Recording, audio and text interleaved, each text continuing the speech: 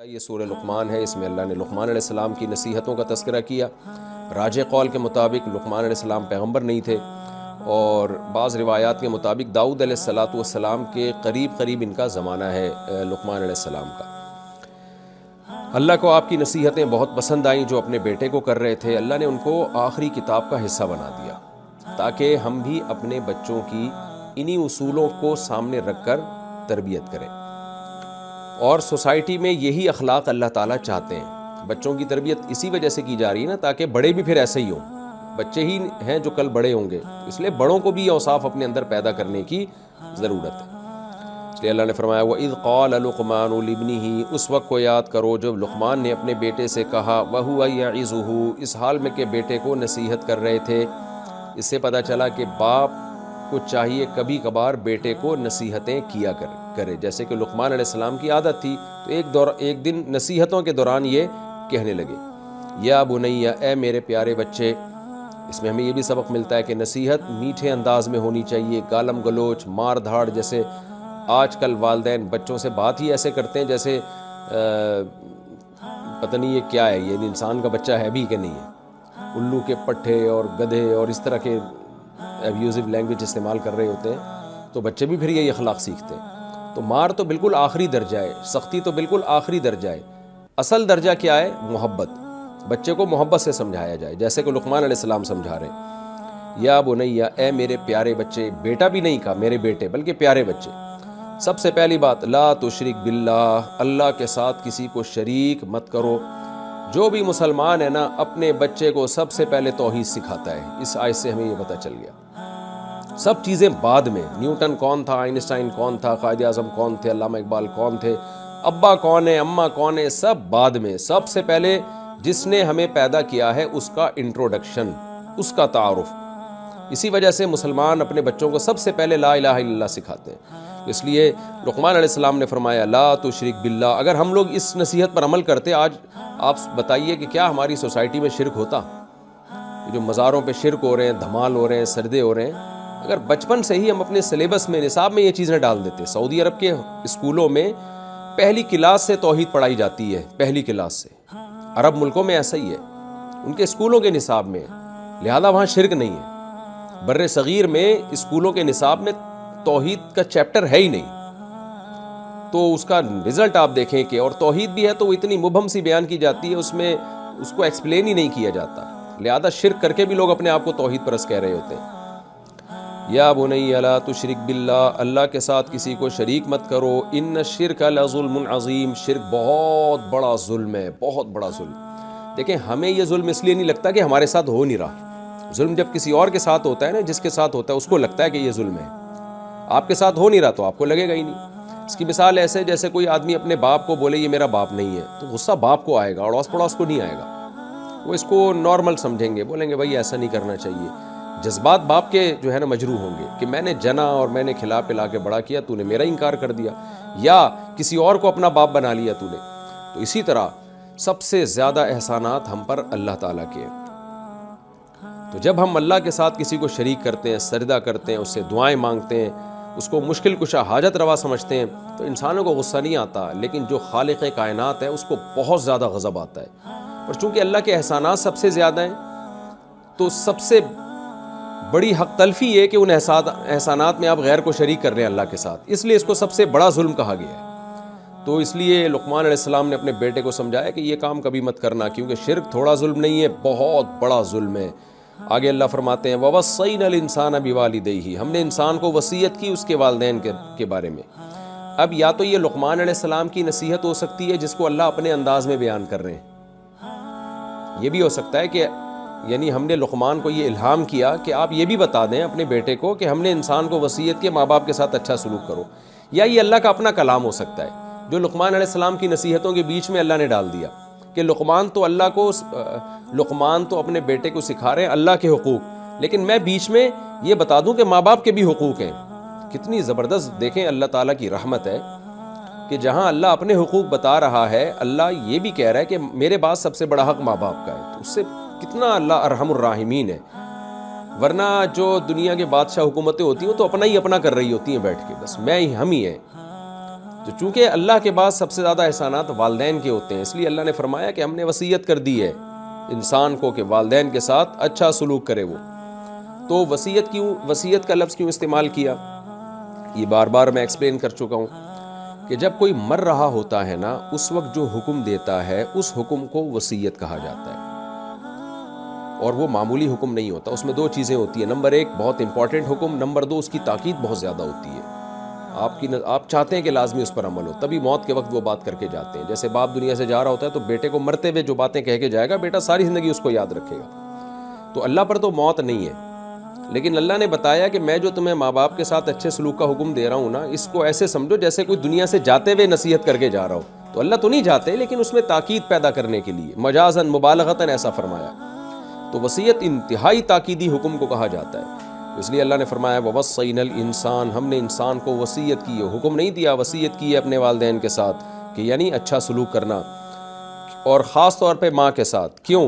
حَمَلَتْهُ أُمُّهُ وَهْنًا عَلَى وَهْنٍ، اس کی ماں نے اس کو اٹھایا تکلیف در تکلیف۔ بچہ یہ تکلیفیں، ساری تکلیفیں بڑے ہو کر بھول جاتا ہے وہ۔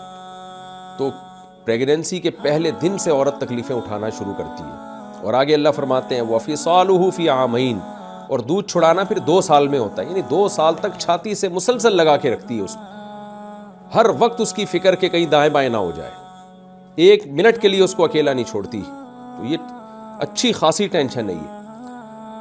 اس آیت سے بہت سارے علماء نے استدلال کیا ہے کہ دودھ پلانے کی جو مدت ہے نا وہ 2 سال ہے۔ یہ ڈیٹیل، یعنی یہ جو مسئلہ ہے نا 2 سال ہے یا 2.5 سال ہے، اس کو میں سورہ بقرہ کی جو آیتیں گزری تھیں والوالدات یرضعن اولادہن حولین کاملین، اس میں بہت ڈیٹیل سے بتا چکا ہوں، لہذا اصل تو وہی آیت ہے اس بارے میں۔ لیکن یہاں بھی میں بتا دوں کہ کچھ علماء فقہا کے نزدیک عورت 2.5 سال تک دودھ پلا سکتی ہے بچے کو، اور جمہور کے نزدیک 2 سال تک پلا سکتی ہے۔ تو جمہور کی دلیل یہ آیت بھی ہے کہ فصالہ فی عامین، کہ 2 سال تک وہ دودھ پلاتی ہے۔ تو امام حنیفہ قائل ہیں 2.5 سال کے، تو ان کی دلیل میں سورہ بقرہ کی ان آیتوں میں بیان کر چکا ہوں۔ تو امام صاحب کے علاوہ بھی اور کچھ فقہاء ہیں جو چاروں اماموں میں سے تو نہیں لیکن دیگر ائمہ میں سے جو مجتہدین تو اور بھی گزرے تھے، وہ بھی اس کے قائل ہیں کہ 2.5 سال تک عورت دودھ پلا سکتی ہے۔ تو ان کی دلیل یہ ہے کہ یہ اللہ نے عادت کا ذکر کیا کہ عام طور پہ 2 سال سے زیادہ کوئی نہیں پلاتا۔ تو عام طور پر ماں جو ہے وہ تکلیف سے بچے کو پیٹ میں رکھتی ہے اور 2 سال تک عام طور پر دودھ پلاتی ہے۔ تو احسان تو اسی چیز کا بیان کیا جائے گا نا جو نارملی ہو رہا ہے۔ تو نارملی سب مائیں تقریباً 2 سال تک دودھ پلا رہی ہوتی ہیں۔ تو امام حنیفہ کے نزدیک اس آیت میں اس کا تذکرہ نہیں ہے کہ اس سے زیادہ پلا سکتی ہے کہ نہیں پلا سکتی۔ اور وہ جو حدیث ہے لا رضاع بعد الحولین، کہ 2 سال کے بعد رضاعت نہیں ہے، رضاعت دودھ پلانے کو کہتے ہیں، تو امام صاحب کے نزدیک اس حدیث کا مطلب یہ ہے کہ رضاعت کا استحقاق نہیں ہے، یعنی بچہ پھر 2 سال سے زیادہ کا مستحق نہیں ہے۔ یہی وجہ ہے کہ اگر کوئی ماں 2 سال سے زیادہ بچے کو دودھ پلائے تو وہ اجرت کی مستحق نہیں ہے، یعنی باپ کے ذمے پھر اس کا نان نفقہ نہیں ہے۔ اس بیس پہ یہ جیسے دائیاں پلا رہی ہوتی ہیں، یا طلاق کے بعد عورت جب بچے کو دودھ پلاتی ہے نا، دودھ پلائی کی اجرت بھی شوہر کو دینی پڑتی ہے بیوی کو، تو وہ 2 سال کے بعد اس میں اجرت نہیں ہے، بچے کا حق نہیں ہے۔ لیکن جب جائز ہے امام صاحب کے نزدیک 2.5 سال تک پلا سکتی ہے۔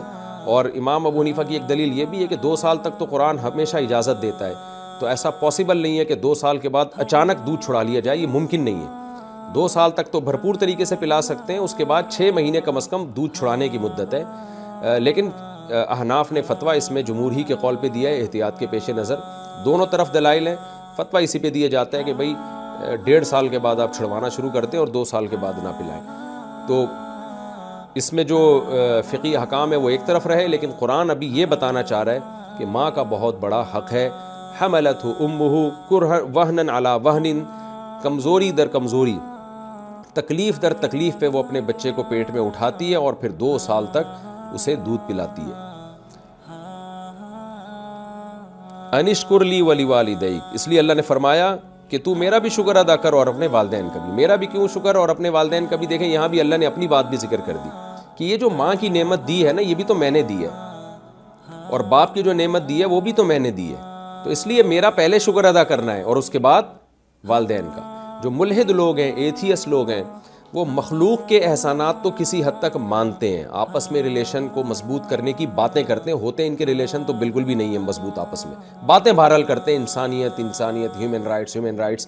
تو یہاں اللہ نے اس نظریے کی جڑ اکھاڑ دی ہے کہ پہلے اللہ کے رائٹس ہیں، اگر تم پر کوئی انسان احسان کر رہا ہے تو وہ بھی اللہ کی توفیق سے کر رہا ہے، اللہ نے اس کے دل میں رحم کا جذبہ رکھا ہے۔ ماں اگر اپنے بچے کو ایسا 2 سال کی ٹینشن اٹھاتی ہے اور 9 مہینے پیٹ کی ٹینشن اٹھاتی ہے تو وہ بھی اس کے دل میں اللہ نے جذبہ رکھا ہے، اس کے دل میں اولاد کی خواہش رکھی ہے۔ تو پہلے احسان اللہ کا ہے جس نے بچے کو ماں کی صورت میں ایک نعمت عطا فرمائی ہے، اس لیے اللہ نے فرمایا پہلے میرا شکر ادا کرو اور پھر اپنے والدین کا بھی شکر ادا کرو۔ الی المصیر، آنا میری ہی طرف ہے، میرا اور والدین کا شکر اگر ادا نہیں کرو گے تو میں تم سے حساب و کتاب لوں گا۔